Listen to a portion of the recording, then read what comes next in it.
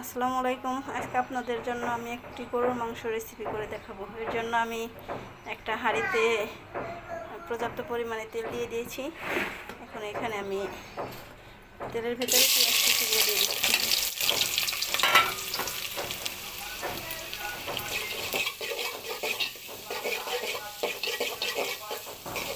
দেখুন আমার পেঁয়াজগুলো বাদামি হয়ে আসছে।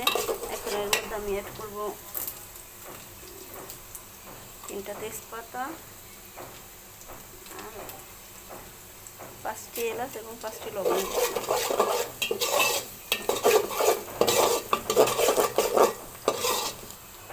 আমি এখানে দিয়ে দিচ্ছি লবণ, পরিমাণ মতো আদা রসুন বাটা। আমি 1 কেজি মাংসের জন্য এতটুকু আদা রসুন বাটা দেবো। আসলে মশলাটা যার যার পছন্দ অনুযায়ী, কেউ একটু মশলা বেশি খেতে পছন্দ করে, কেউ একটু কম খেতে পছন্দ করে। আমার মশলাটা ভাজা হয়ে গেছে। এই পর্যায়ে আমি এখানে একটু পানি অ্যাড করব।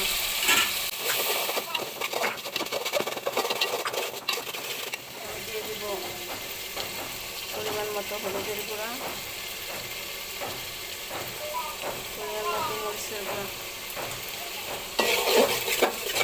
আসলে ভুনা তরকারি, মাছ এবং মাংসের ভেতরে একটু হলুদের থেকে মরিচের গুঁড়ার পরিমাণটা একটু বেশি লাগে। এই জন্য আমি হলুদের গুঁড়াটা একটু কম আর মরিচের গুঁড়াটা একটু বেশি পরিমাণে দিই। দেখুন মশলাটা কত সুন্দর হয়েছে দেখতে। এই পর্যায়ে আমি ঢাকনা দিয়ে 2 মিনিটের জন্য ঢেকে দেবো। 2 মিনিট পর আমি ঢাকনাটা খুলে দিলাম। আমার মশলাটা কষানো হয়ে গেছে। আসলে মশলাটা কষানোর উপরে ডিপেন্ড করে তরকারির টেস্টটা, মানে স্বাদটা ডিপেন্ড করে একটা মশলা কষানোর উপরে। মশলাটা যদি ভালোভাবে কষানো হয় তাহলে রান্নাটা খুবই সুস্বাদু হয়। পর্যায়ে আমার মশলাটা কষানো হয়ে গেছে। এখন আমি এর মধ্যে দিয়ে দিচ্ছি আমার আগে থেকে এটি ধুয়ে রাখা গরুর মাংস।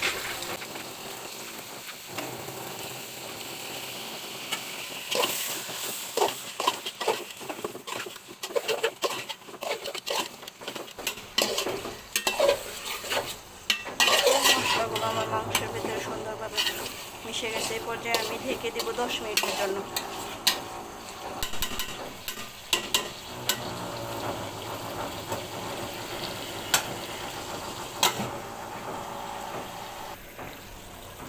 দেখুন আমি 10 মিনিট পরে ফিরে এসেছি। আমার মাংসতে পর্যাপ্ত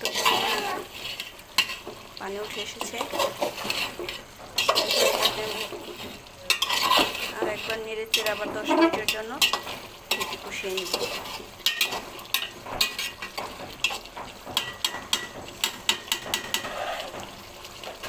আমি আবার 10 মিনিট পরে ঢাকনাটাকে খুলে দিলাম। দেখেন যে পরিমাণে পানি উঠে এসেছিল, পানিটা একটু কমেছে। এই অবস্থাতে আমি এখানে দিয়ে দিব গরম মশলা গুঁড়াটা দিব। এখানে আমি এলাচ, দারুচিনি, তেজপাতা, মরিচের গুঁড়া একসাথে ব্লেন্ড করে নিয়েছি।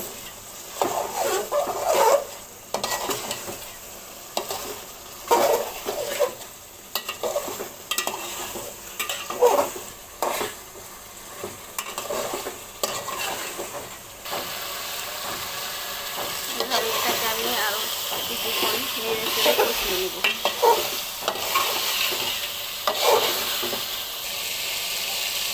দেখুন মাংসগুলো কত সুন্দর কষানো হয়েছে।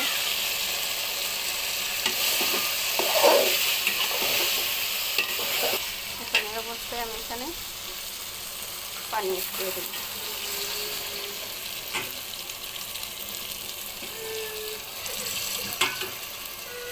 এখানে আমি গরম পানিটা দিয়ে দিলাম। আগে থেকে পানি গরম করে রেখেছিলাম।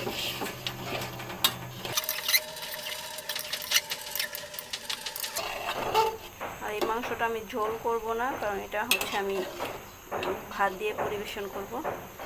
যার আমি এখানে জোর রাখবো না।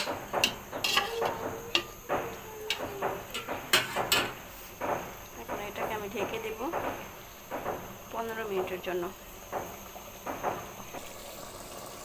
দেখুন আমি আবার 15 মিনিট পরে ফিরে আসছি। আমার ঝোলটা অনেকটা ঘাট হয়ে গেছে। আমি এখানে দিয়ে দেবো হচ্ছে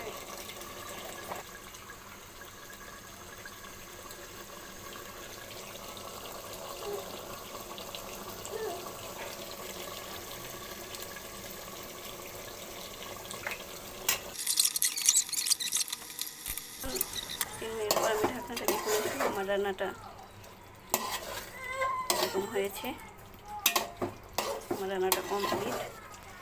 দেখুন মাংসটা কেমন মাখা মাখা হয়েছে।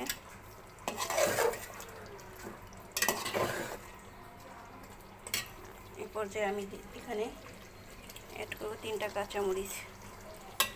অনেকেই মাংসে কাঁচামরিচ খায়, অনেকেই খায় না, কিন্তু আমার কাঁচামরিচের ফ্লেভারটা মাংসতে খুব ভালো লাগে। তো কাঁচা কাঁচা ফ্লেভারের জন্য আমি এই অবস্থায় 3টা কাঁচামরিচ দিয়ে চুলা থেকে নামিয়ে নেব। আমার মাংসটা দেখেন কমপ্লিট। দেখুন আমি মাংসটাকে অন্য একটি পাত্রে ঢেকে নিয়েছি, ঢেলে নিয়েছি। দেখুন মাংসটা দেখতে কেমন গ্রেভি হয়েছে এবং কতটা সুন্দর দেখতে হয়েছে। আশা করা যায় এটা খেতে অনেক মজা হবে। আপনারা সবাই ভালো থাকবেন, আমার জন্য দোয়া করবেন। আসসালামু আলাইকুম।